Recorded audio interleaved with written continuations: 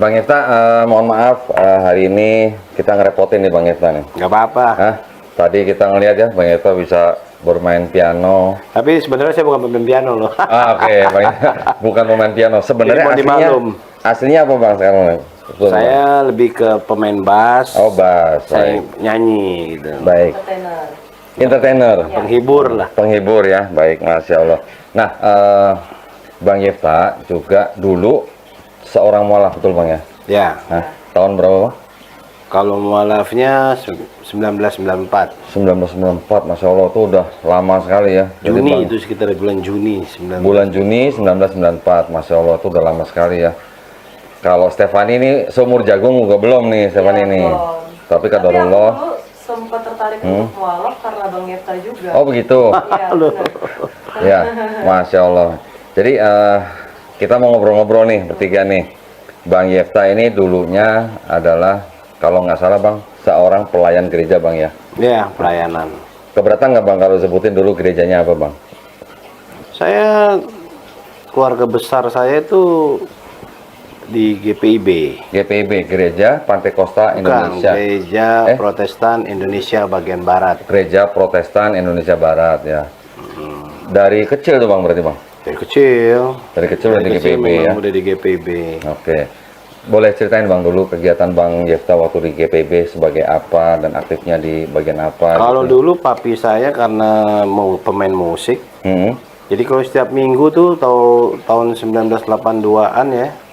Kalau yang sekarang udah pada tua-tua tahu tuh, karena di gereja itu yang nyanyi anak kecil cuman kita doang. Saya sama adik saya. 82. Udah lahir? Belum. Masih di awang-awang. Saya 90. Jadi kita nyanyi duet tiap minggu di situ. Kalau nggak gereja pagi, kalau nggak sore, kalau nggak malam. Di Jakarta tuh Bang? Iya, di GPIB itu aja. GPIB Jakarta ya. Dekat Taman Surapati tuh. Oke, Surapati ya. Silakan Bang, terus? Ya dari situ hidup saya memang secara ininya ya banyak pelayanan.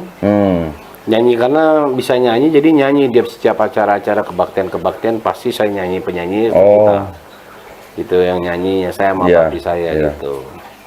Nah, terus sampai menanjak remaja tahun 86 SMP itu udah mau masuk SMP, pelayanan lagi. Tapi gerejanya udah beda waktu itu. Gereja yang udah ada praise and worship, maksudnya udah ada nyanyi-nyanyi pakai band. Ada alat musik band gitu ya di depannya ya. Itu. Gereja apa waktu itu Bang? Saya pernah di gereja Battle Indonesia. GBI ya? Cabang Indosemen ya. Cabang Indosemen, di gedung Wisma Indosemen. Oke, ya. Di gedung Wisma Indosemen, dan saya sempat jadi ketua musik gerejanya waktu itu. Wah, berarti itu udah tinggi dong ya. Jadi Bang Yefta ini pemain musik dan penyanyi sekaligus begitu? Iya, kalau di gereja saya pemain musiknya, tapi kalau yang di duniawinya saya kan kalau malam suka main di bar di oke, ya. Saya memang, penyanyi gitu. Ya. Memang hidupnya di dunia musik gitu ya. Oke. Terus di GBI Wisma Indosemen. Tapi itu kan yang di tempatnya kan, tiap hari Minggu. Tapi kalau yang keliling-keliling desanya itu kan keliling luar kota waktu itu sama papi saya tuh. Jadi kita satu tim tuh, ada satu tim. Kita pergi, kita ke Lampung, kita ke daerah Jawa, daerah Solo. Itu sekitar tahun 91. Pelayanan itu Bang berarti? Pelayanan dalam musik juga ya? Bermusik, saya bagian musik aja. Kadang ngajar sekolah minggu. Ngajar sekolah minggu juga. Guru sekolah minggu tuh rupanya tuh. Oke. Kemana aja tuh Bang pengalaman? Ke kota-kota mana tadi? Lampung, saya pernah lagi kemana lagi ya? Waktu itu ke... Sampai kemana? Sampai ke Aceh? Sampai ke Aceh nggak? Belum, karena waktu itu kan saya juga masih kecil banget, masih sekolah kan. Jadi paling jauh ya waktu itu yang paling serem di Tulang Bawang. Paling serem? Tempatnya kan jalanannya gerak-gerak gitu kan. Ternyata tuh gerak karena biarpun udah dibenerin karena gajah suka lewat. Tiap malam, jadi itu jalanannya cepat hancur gitu. Itu maksudnya Bang Yefta sama papi itu waktu itu ke Lampung itu melayani di gereja atau di desa-desa? Desa. Bukan di gereja? Bukan, itu bukan dari gereja, itu di desa. Gitu. Jadi memang langsung ke penduduknya. Masyarakat yang memang pada waktu itu ya mungkin perlu siraman rohani. Menurut versi Kristen ya gitu kan. Ya siraman rohani versi Kristen. Berarti sama dengan kristenisasi gitu maksudnya, teman? Enggak, bukan. Iya. Cuman di situ memang ada jemaat yang udah agamanya Kristen. Oke. Jadi memang sudah ada jemaat yang kenal dengan Papi dan Bang Yefta waktu itu ya. Pada waktu itu kita juga kan ikut. Kalau saya kan karena tim musik aja. Tapi yang dilayani itu penduduk desanya memang penduduk desa yang sudah beragama Kristen atau apa semua campur? Waktu itu sih yang Kristennya udah ada, terus yang non Kristennya cuma nonton aja. Gitu. Oh, karena musik ya jadi nontonnya karena musik. Jadi mungkin kira kalian ada dangdutnya. Kirain dangdut, katanya bukan dangdut ya. Taunya bukan. Oke, terus ke mana lagi Bang? Ke Tegal. Udah itu aja sih Bang. Terus ke Solo. Oh, sampai Solo. Solo Oke. ke Palur. Dulu pendetanya almarhum, kayaknya udah almarhum, Pak Insinyur Widodo. Terus kita ke Tawamangu, daerah Solo, Wonogiri. Iya, Wonogiri, iya. Udah. Terus baru balik ke sini ya baru banyak tuh di gereja-gereja tuh. Oh, melayani di gereja-gereja. Waktu itu gereja Bethel Indonesia ya Bang ya. Yang jadi itu yang tiap minggunya ya. Itu GBI Betani bukan? Enggak, gereja Bethel Indonesia. Cabang GBI kan? Semen. Iya GBI. Cabang Indonesia. Bukan Betani. Ya Betani kan kalau nggak salah GBI Bethel deh masuknya deh. Iya, soalnya kan GBI kan macam-macam, ada yang apa Tiberias ya lainnya. GBI juga kan? Iya, Bethel juga. Saya dulu GBI Betani. Oh, Insinyur Niko ya? Niko, iya betul. Oh iya, saya pelayanan lagi zaman-zaman lagu itu. Sama ya? Oh. Saya dulu kan Pak Niko belum punya gereja, gerejanya cuma di Wisma Karsa Pemuda tuh. Iya, betul. Gitu. Oh, ternyata sedenom ya mas saya berarti ya. Sedenom. Baik, nah terus setelah di musik itu, Abang pernah melayani apa lagi selain musik? Saya lebih ke kemanusiaan sih ya. Kemanusiaan? Secara pribadi aja. Oke. Jadi saya buat kegiatan yang saya misalnya, aku punya baju bekas nih. Saya kumpulin, kasih. Oke. Ya. Basicnya ya lebih seneng begitu kali ya. Sembako juga gitu Bang? Bagi gitu ya? Sembako. Ya kemarinnya di zaman susah saya nggak kerja malah bisa kasih sembako. Tapi yang ngasih bukan saya. Orang-orang yang percaya sama saya. Dia mungkin kesian, tapi saya bilang saya udah cukup. Kalau boleh uang yang kamu kasih ke saya bagiin, boleh nggak gitu. Ya kalau saya mau cari kaya kan udah gemuk saya. Ya udah gemuk. Bang Doni kan ke rumah saya nggak punya Alphard, nggak punya mobil Ferrari. Ya.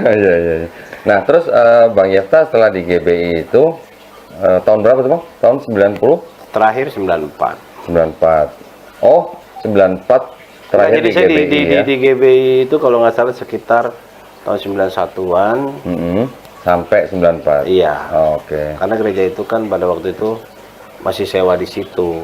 Kalau sekarang kalau nggak salah sudah pindah deh di daerah sana tuh Central Park sana. Ya. Bang, sorry Bang tadi. Jadi Bang Yefta ini sama Om Bruri itu hubungan saudaranya apa Bang? Kalau papi saya bilang bapak saya itu pernah kakak. Papanya Bang Yefta, kakaknya pernah kakak ya sepupu. Sepupu sama Om Bruri Marantika. Iya.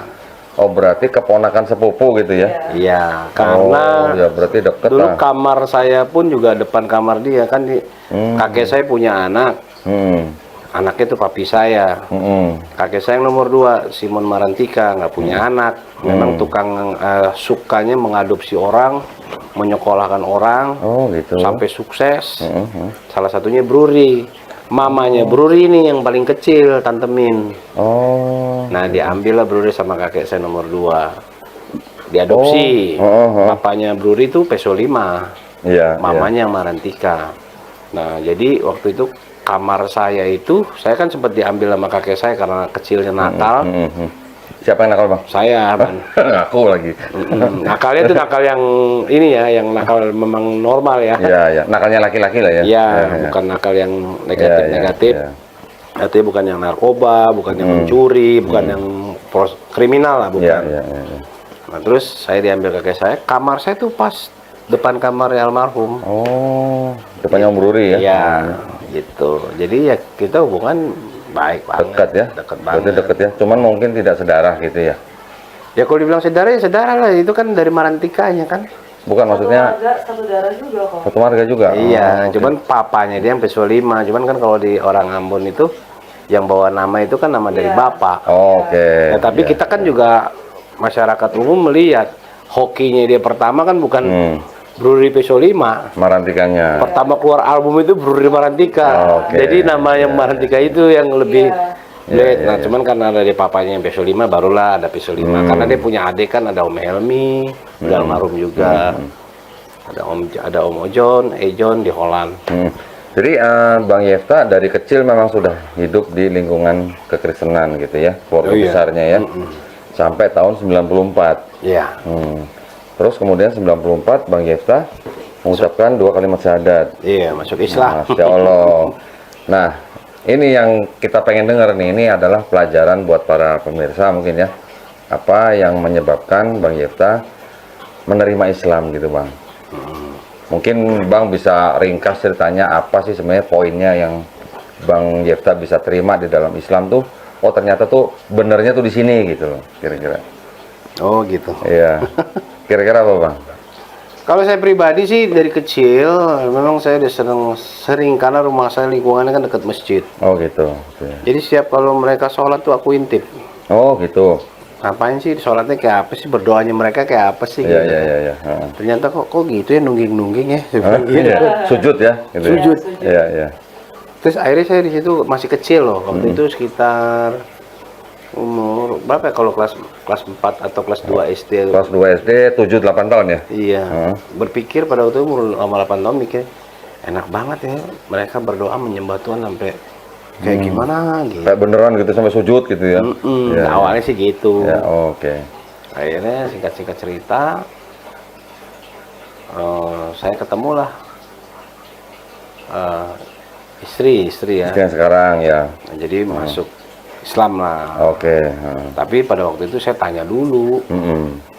Tanya menurut versi doa saya waktu itu kan, Tuhan. Iya, iya. Ini kan saya kan pelayan, saya bilang. Ini saya masuk Islam, bener nggak nih? Gitu. Awal-awal ya pertanyaan. Awal gitu ya. Kalau bener, kalau emang kau izinin, tolong aku Tuhan, untuk saya melangkah gitu loh. Gitu. Akhirnya kejadian lah. Toh akhirnya saya bisa melangkah kan. Ya karena pada waktu itu saya masuk Islam itu di Masjid Sunda Kelapa. Oh gitu? Ja, Oh, masjidnya Ustadz Kenama? Iya, masih Ustadz Kenama. Jakarta Pusat. Pusat ya. Dan dianterin temen saya juga, bukan temen, sahabat lah. Iya, iya, iya. Saya cuma bilang, Dot anterin gua mau masuk Islam Oh, gitu. Kaget nggak temennya? Kaget ya, Kaget. dadakan kan. Kan saya tipikal orang yang apa ya, emang sering dadakan. Saya nggak, kalau udah mikir, Manis berarti. kalau udah hitungan saya udah ini, wah udah saya langsung ambil langkah gitu. Oke, ya, ya. Ya udah, kejadian tahun 94 itulah saya masuk Islam. Alhamdulillah. Tetapi ya baru karena kan belum ngerti. Ya perasaan pada waktu itu seolah-olah kita kayak lahir baru aja. Tapi kan perjalanan banyak. Ya, ya. Melakukan perbuatan yang salah. Gitu. Baru saya belajar yang sungguh-sungguhnya itu 2006. 2006. Bayangin 1994 12 tahun ya? berapa lama tuh prosesnya? 2006 baru tuh. Iya, iya. 12 tahun ya? Oke. Baru tahu, oh iya Tuhan ada gitu. Oh gitu. Karena Oke, saya oke, jujur, oke. karena kan ya kita nggak munafik, pada waktu itu saya juga bingung. Iya. Kok begitu gue masuk Islam nggak seperti yang gue pikirin ya, gitu. Nyembah enak tuh enggak, karena begitu saya ngalamin pribadi saya loh ya, pribadi saya ini, fenomena saya gitu loh. Tiap saya Allahu Akbar, saya bingung. Tuhannya di mana gitu kan. Jadi saya cuma mengamal. Nah, makanya saya di situ belajar. Tahun 2006 itu saya baru tahu pas kita bertakbir Allah Akbar. Oh iya. Jadi saya udah nggak mikir lagi, nggak usah mikirin Tuhan lagi ngapain, Tuhan di mana, Allah di mana. Pokoknya saat kita sebut nama Dia, ya yang saya alamin ya. Tangan bulu saya merinding semua tiap takbir itu. Saya menganggap semua tubuh, kulit semua nih harus bertakbir. Masya Allah. Jadi harus memuji Allah. Allah Akbar, jangan hanya mulut doang gitu. Iya, iya, iya. Itu kan harus semua, tapi itu kan proses. Jadi untuk para mualaf jangan pernah patah semangat. Iya, iya. Minta terus hidayah sama Allah. Karena ya kalau masalah kasih, semua orang yang nggak sholat, yang pembunuh pun dikasih sama Allah. Iya, iya, iya. Tapi kan belum tentu disayang. Iya, betul. Betul Bang, betul Bang, betul Bang. Makanya Allah itu Maha Pengasih, lagi Maha Penyayang. Iya, kalau gitu ya. kasih semua dikasih. Pengasih semua dikasih gitu ya, Dikasih. tapi penyayang beda gitu ya. Beda. Nah, Masya Allah. Jadi Bang Yefta menemukan yang artinya inti daripada kebenaran agama Islam malah di tahun 2006. 2006. Itu pun habis sakit. Oh gitu. Sakitnya sakit nggak jelas. Kalau kita dinegatifin pikirannya, wah ini disantet, didukun orang, mau dibikin. Emang sih banyak yang bilang gitu. Target saya kan dimatiin orang. Oh gitu. Kalau menurut mereka, versi-versi para dukun. Gitu. Karena saya memang orangnya di band saya sendiri, saya tegas, Bang. Bukan galak loh. Kadang-kadang orang ini salah. Karena saya ngerasain kerja di luar negeri. Khususnya coba deh kalian pergi ke luar negeri, ke Cina aja. Coba lihat aslinya orang Cina yang di sana. Pekerja keras semua. Iya, iya, iya. Nggak ada tuh mau ngambil gelas aja tuh yang sorry ya, cepet semua gerakannya. Nah jadi saya tegas. Kamu kerja yang bener, nah dibilang galak. Gitu. Tetap ada bedanya lah ya, tegas sama Tetap galak ada ya. bedanya. Masya Allah. Jadi Bang Yefta sekarang sudah seorang Muslim, ya Insya Allah seorang Muslim yang kafah. Nah, Amin. Bang Yefta, di dalam pandangan Bang Yefta nih, maksud saya, dulu kan Bang Yefta kan lama menjadi pelayan gereja gitu ya. Kan yang namanya tokoh yang paling sentral di dalam kekristenan ini kan Yesus Kristus gitu Bang. Nah, setelah Bang Yefta menemukan kebenaran dalam Islam, bagaimana pandangan Bang Yefta mengenai sosok yang sentral itu, yang dulu Bang Yefta sembah gitu? Kira-kira ada perubahan pandangan apa gitu yang Bang Yefta rasain? Kalau saya begini, di dalam Yesus itu memang seperti kata di Al-Quran.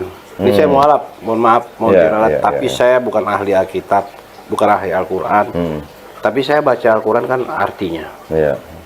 Nah di situ papi saya juga sering bilang, papi saya masih Kristen. Kamu tuh harus tahu Yesus itu kalimatullah begini. Ya benar saya bilang. Dia itu Roh Kudus, ya benar, orang dia nggak ada bapaknya. Langsung dengan kebesaran kekuasaan Allah dia jadi hamil. Ya artinya ada Roh Kudus. Kalau di Islam kan jarang dikupas tentang Roh Kudus. Ya kalau di Al-Quran kan bilang di situ Roh Kudus ditulis. Nah jadi buat saya sampai detik ini ya saya tetap sayang sama dia lah. Karena kenapa? Dia kan salah satu Rasul, ke-25 Rasul yang harus utusan Allah ya, yang harus diimani. Iya betul. Itu betul. cuman memang ada salah persepsi orang. Saya juga dulu gitu. Kok nyembah Yesus sih? Gitu. Oh, dia bukan nyembah Yesusnya. Cuman belum sampai ke situ. Takutnya jangan sampai salah ngomong. Iya. Ya memang kadang-kadang saudara-saudara kita yang Kristen memang juga sering menggunakan ayat-ayat dalam Quran atau terminologi dalam Quran untuk membenarkan ketuhanan Yesus malah Bang. Itu sering Bang memang ya. Contoh, Isa Al-Masih itu kan Ruhullah gitu. Ruhullah itu ya Allah sendiri berarti gitu maksudnya. Artinya mereka mempunyai pandangan bahwa yang di dalam Yesus itu ya rohnya Allah sendiri katanya. Makanya dia Allah gitu. Ya itu salah persepsi itu ya. Ruhullah itu maksudnya adalah roh yang memang semua roh kan adalah ciptaan daripada Allah. Ya. Apakah Allahnya juga roh? Nah, itu kan kita mengenalnya sebagai zat ya. Zat itu kan adalah essence atau pribadi gitu kan. Setiap manusia diberikan roh itu kan yang menciptakan Allah Subhanahu wa taala. Roh ini yang istilahnya membuat menjadi manusia ini hidup gitulah ya. Nah, roh ciptaan Allah yang memberikan, Allah juga yang mengambilnya. Jadi ya melalui para malaikatnya. Tetapi roh yang ciptaan Allah itu akan kembali kepada Allah sendiri gitu. Nah, ada juga ya saudara-saudara kita yang bilang Isa Al-Masih itu kan kalimatullah gitu katanya. Makanya dia itu sendiri adalah firman-Nya sendiri gitu. Padahal kalau pengertian kalimatullah itu adalah Allah menciptakan Isa Al-Masih itu dengan kalimatnya begitu. Hanya dengan kun fayakun gitu kan. Jadi penciptaan Isa Al-Masih ya itu sama saja dengan penciptaan Adam sebenarnya. Adam diciptakan dari tanah hanya dengan kun fayakun, begitu juga Isa Al-Masih hanya juga dengan kun fayakun. Memang ada beberapa mispersepsi lah ya, miskonsepsi lah ya dari saudara kita yang Kristen. Nah mungkin Bang Yefta kan sekarang juga sudah bisa menegaskan bahwa Isa Al-Masih adalah salah satu dari 25 nabi yang disebut di dalam Quran yang wajib kita sebagai muslim imani gitu kan. Kita sebagai muslim tidak bisa menjadi muslim kalau tidak beriman kepada Isa Al-Masih gitu ya Bang ya. Aduh, ini mohon maaf nih bukan ceramah nih. Meluruskan gitu ya beberapa miskonsepsi dari saudara-saudara kita yang Kristen. Nah, sekarang Stevi saya panggilnya ya. Stevi kira-kira 2 minggu yang lalu kan menghubungi saya, kemudian kadarullah bisa datang ke tempat saya. Kita ngobrol ya waktu itu ya? 1 jam ya kurang lebih ya. Enggak debat lah ya, ngobrol lah ya. Ngobrol tetapi atas dasar keingintahuan Stevi waktu itu Bang. Stevi menanyakan, malah cerita duluan, papa saya tuh dulu kalau boleh dibilang tuh apa khatam Alkitab. Khatam Alkitab berapa kali tuh? Tahun 1912 yang lama punya. Berarti Bible yang kuno tuh ya? Ya, Bible kuno dan ejaan lama. Ejaan lama. Karena memang bagi papa juga Alkitab yang sekarang tuh berbeda jauh. Bahasanya beda banget dan bahasanya jauh banget dah pokoknya. Nah, tapi waktu itu sempat baca Bible-nya yang dari papa itu. Iya. Jadi itu memang kebetulan juga papa kan merayakan Sabat waktu itu. Jadi memang setiap Jumat malam itu wajib aku misalnya setelah Sabat ya, buka Sabat istilahnya waktu itu. Berarti papanya wajib aku dibacain Alkitab. Gitu. Dia Kristennya Advent. Advent ya. Contohnya Advent, tapi tidak masuk Advent. Enggak. Mama yang waktu itu. Mama yang ikut Advent. Mama yang papa kasih izin ke Advent hanya supaya papa dapat buku-buku dari Advent itu. Gitu. Untuk dipelajarin sama papa gitu. Papanya pelajarin. Ya, papanya dapatlah buku itu kan. Boleh pinjam, boleh pinjam. Boleh dipinjam nggak Bible-nya? Bible-nya kayaknya sudah dipinjam ya sama Kodon dia. Nanti ya, ini nanti ya. Nanti kita buat kajian khusus ya. Kita perlihatkan Bible yang penuh dengan catatan papanya Stevi, ya. Ya, itu Alkitab papa dari muda. Itu. Dari muda ya. Dari muda. Saya kemarin sudah lihat catatannya itu, masya Allah. Ini kalau, aduh, sayang sekali papanya siapa? Ya, sayang Stevi sudah nggak ada ya. Coba kalau ada pasti. Wah, kalau ketemu saya kemarin bisa seru tuh, kemarin bisa 2-3 hari nggak selesai tuh ya. Iya. Nah, terus Stevi waktu itu kan ngobrol dengan saya kurang lebih 1 jam. Akhirnya Stevi juga saya perlihatkan juga beberapa ayat di dalam Bible itu sebenarnya yang mungkin bisa dikatakan disalahpahami gitu ya, disalahpahami atau disalah mengerti atau mungkin pemahamannya dibedakan gitu oleh gereja gitu Bang Yefta dulu pasti masih dengar lah ya, masih ingat lah ya. Dan inilah hidup yang kekal, bahwa engkaulah satu-satunya Allah yang benar dan mengenal Yesus Kristus yang kau utus gitu kan. Sudah jelas-jelas utus gitu, tapi diangkat menjadi Tuhan gitu. Ada lagi nanti Yesus sebenarnya mengatakan kepada Maria Magdalena, ini belum saatnya aku diangkat kepada Bapakku, tetapi katakanlah kepada saudara-saudaramu bahwa bapaknya Magdalena dengan bapaknya Yesus ini maksudnya bapak ini Tuhan sama kan, berarti kan Tuhanku, Allahku dan Allahmu. Berarti Yesus punya Allah, ini dalam tanda kutip sebenarnya Tuhan ya artinya. Yesus punya Tuhan, murid-muridnya juga punya Tuhan, artinya Tuhan yang sama gitu Bang. Nah, ada lagi nanti ayat-ayat yang lain pada waktu Yesus mungkin sedang diuji gitu ya. Sembahlah Allah saja gitu. Tetapi memang di dalam doktrin gereja kan ayat-ayat seperti itu digambarkan sebagai yaitu Yesus sedang ngajarin gitu misalnya. Betul nggak Bang? Iya. Pasti masih ingat Pak ya. Nah terus akhirnya Stevi dan saya waktu setelah berbicara, Stevi akhirnya mengucapkan 2 kalimat syahadat gitu ya. Alhamdulillah sekarang Stevi sudah menjadi muslimah. Ya kita doakan Stevi semoga istiqomah ya Bang ya. Amin. Bang cerita lagi Bang, dulu waktu mungkin sedang pelayanan gitu ada pengalaman yang menarik nggak? Yang bisa di-share gitu ke pemirsa gitu. Pelayanan apa nih? Yang masih di gereja gitu. Ya. Atau mungkin hanya rutinitas gitu atau bagaimana? Enggak ya. Basically tetap masih bertanya terus saya kan. Oh. Tapi saya patuh orangnya, patuh aja jalan. Basicnya kalau saya tuh saya pribadi ya, posisinya nih Allah, ini utusannya nih Yesus nih. Ya udah, aku patuh aja. Patuh tuh artinya melayani Yesus ya untuk Allah gitu. Kalau saya dulu begitu. Cuman kan kadang-kadang banyak hal pemikiran, namanya pemikiran ya. Jadi akal ya. Waduh, saya bilang Tuhan ini nggak bisa dipikirin nih buat saya. Karena kalau dipikirin gila saya bilang. Karena iyalah akhirnya berjalan dengan waktu aja hidayah. Makanya kan ada istilah dapat hidayah. Ya hidayahnya itu di 2006 itu. 2006 ya. Jadi saya udahlah, setelah saya paham, oh udah, saya nggak mau banyak bicara lagi. Bukan nggak mau debat, nggak. Ya karena kalau saya debat juga percuma. Kan itu kan ini lo sendiri, ini gue sendiri. Gitu. Karena kan saya juga banyak ditentang waktu itu. Keluarga. Sama keluarga, terutama kemarin aja juga begitu, saya di IG. Oh masih. Iya, kok berkhianat lu? Berkhianat gue di mana? Berkhianat gue sama Yesus, kecuali kalau gue seandainya hidup di zaman dia, terus gue jual dia kayak Yudas Iskariot, itu berkhianat. Gue bilang kan gue nggak jelek-jelekin Yesus ke semua. Gue ternyata begini, enggak juga saya. Saya bilang berkhianat gue di mana? Lo jangan main ngejudge aja, saya bilang. Yesus sendiri aja nggak pernah ngejudge sembarangan orang. Karena ada waktu perempuan sundal yang mau dirajam. Tahu cerita itu kan? Kalau Yohanes 7:53.